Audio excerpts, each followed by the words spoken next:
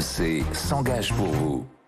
Benoît, bonjour. Bonjour Nicolas, bonjour à tous. Ce matin, c'est Cécile qui vous a contacté à l'adresse rmcpourvous@rmc.fr. Oui, Cécile est aux commandes d'un petit café-restaurant qui fait aussi des pots de pain, journaux, tabac dans un village de l'Ain. Et un beau jour du mois d'août l'année dernière, un commercial de Total Énergie appelle Cécile. Il lui propose un contrat d'électricité plus intéressant pour elle. Selon ses calculs, passer chez Total, c'est faire 10% d'économie. Cécile accepte, d'autant plus que ce commercial lui certifie qu'elle n'a aucune démarche à faire. Total s'occupe de prévenir son fournisseur actuel, Eni. Et Cécile constate effectivement le changement. Tout semble s'être déroulé sans accroc jusqu'à ce qu'elle reçoive, il y a 15 jours, une facture. Eni lui réclame 5 300 € pour des frais de résiliation. Je trouve ça complètement abject et aberrant. Total m'a dit qu'il s'occupait de tout et que le transfert se ferait très simplement, je n'avais rien à faire. Et en fait, non, on a des frais de rupture anticipée de contrat.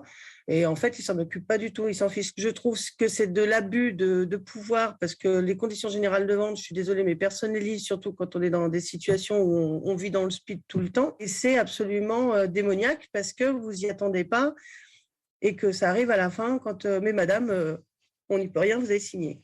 Voilà.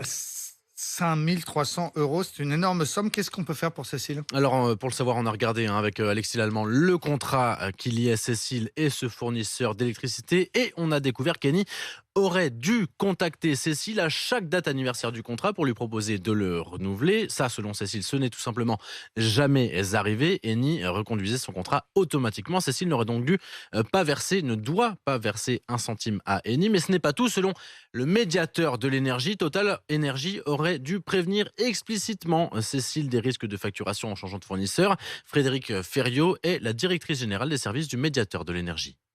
La facturation de pénalité de résiliation anticipée, elle est courante pour les contrats de professionnels, néanmoins, elle n'est pas systématique et puis les modalités de calcul sont différentes. Donc, ce que le fournisseur aurait pu lui conseiller, effectivement, c'est de regarder ce qui était prévu dans le contrat avec son fournisseur actuel. Nous, on considère, quand on fait de la médiation, que c'est le devoir de conseil du fournisseur qui va prospecter un nouveau client, de dire à son client, attention, voilà, regardez bien quand même ce que prévoit votre contrat actuel pour voir ce qui est susceptible de vous être facturé par votre fournisseur.